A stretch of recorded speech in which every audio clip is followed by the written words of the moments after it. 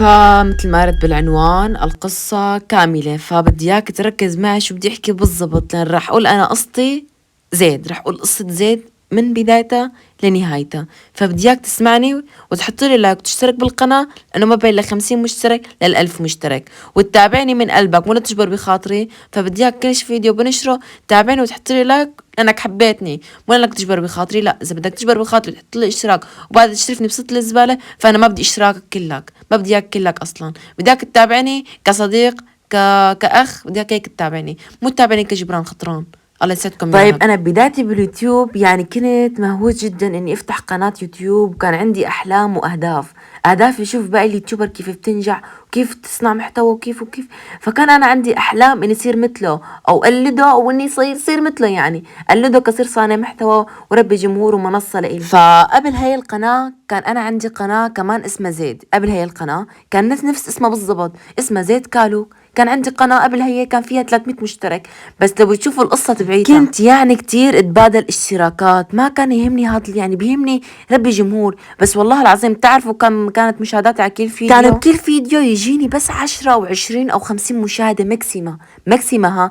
كان يجيني أعلى مشاهدات بالقناة جبتها بهذيك القناة حوالي 50 أو 60 مشاهدة، وكان عندي 300 مشترك. تخيلوا، كان عندي 300 مشترك ويجيني 50 و10 مشاهدات. ما في جمهور، ما في، بسبب تبادل الاشتراكات اللي دمرت هاي القناة. ولا فجأة، ولا يا عيني فجأة القناة بيصنع عليها سترايك. ليش؟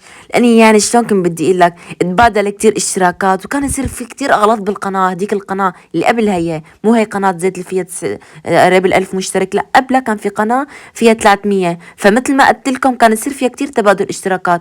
ولا بتروح هي القناة راحت خلص اتبندت. وقتها زعلت ويا ربي، وكنت انا شو، كنت يعني لسه يعني كان ما عندي امكانيات اني اجيب جوال او اني اشتري اي شيء. كان معي جهاز يعني جدا عادي، كان يدعم شيء 30 فريم. فكنت صانع محتوى، قدم شرايح وهيك. فكان مشاهداتي 10 و5 و6 و7 واكثر مشاهدات 60، هي ماكسيما يعني. فالقناة بتتبند وبتروح. فانا هون كتير زعلت وقعدت احباط شي ساعتين زمان، هيك قعدت افكر لحالي محبط. انا هيك اجتني الجمدة، يلا راحت قناتي، تعبت فيها يعني تعبت فعلا، تعبت ب 300 مشترك. يعني كان كله تبادل اشتراكات، وعل قلبي مع هاد وعل قلبي مع هاد، ويلا اشترك واشترك واشترك واشترك، وعل هاد مع هاد مع هاد مع هاد، وعل قلبي مع هاد. كنت كتير تبادل اشتراكات والقناة اتبندت. ولا بحسن حظي قلت افتح قناة جديدة بالجوال الجديد، وهو تكنو سبارك 10. واللي كانت بداية كثير حلوة، يعني انا ما كنت بعرف انه الجهاز نازل جديد، ولا كنت بعرف شي نهائيا.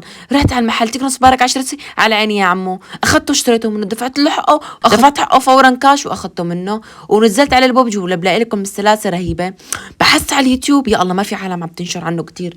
يا الله ما في، يا الله ما في. شو قصته هذا الجهاز؟ يكون ما كويس التكنو، يكون ما كويس تكنو سبارك 10 يجيني كتير احتمالات. يا الله كتير باللعبة سلس.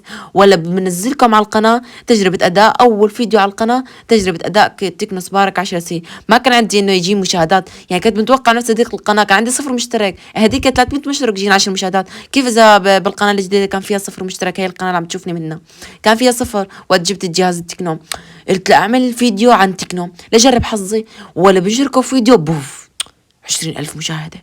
نعم، شو عم بصير بالدنيا؟ لك أنا جبت 20,000 مشاهدة. وقتها فتحت عيد، حرفيا فتحت عيد. يا الله أنا جبت 20,000 مشاهدة، متعود على ال5 وال10 مشاهدات بهذيك القناة. أوه يا الله شو 20,000. استمر استمر استمر استمر استمر استمر، انشر مشاكله ونصائحه. ولا بلاقي كتير تفاعل ماشي على هذا الجهاز. ولا شو من حسن حظي، يعني شلون بدي فهمكم، ولا طلع الجوال جديد ما شاء الله نازل جديد. فصرت جرب كتير من الأجهزة، ال10 برو وال10 العادي وال10 سي، صرت جرب كتير، ومنها أجهزة عديدة وما فيني عاد كررك. بس هذا كان قصتي أنا باختصار. يعني كان هالتكنو يعني مصدر رزق لإلي كبدايتي بالقناة. فاضطريت اني بيعه لاني انا اشتريته وانغشيت فيه. يعني اشتريته وطلع ما بدعم جيروسكوب، يعني فوت على الاعدادات حتى الشغل يشتغل، فوت يطلع في رجفه في رجرجه. فانا هذا الشيء كثير انقهرت منه. واصور على القناه، ولكن صور وانا محبط، ما صير وانا فرحان، صور انا محبط ومقهور. يا الله ما بدعم جيرو، انا بلعب من البوبجي من 4 سنين جيروسكوب ولا بيطلع هيك. فاضطريت اني بيعه خلص، بعته وجبت ايباد احلامي وهو ايباد 9. فاشكرك على المشاهده، وبتمنى دعم صغير يخلق حافظ كبير. فبس هيك، سلام عليكم ورحمه الله وبركاته.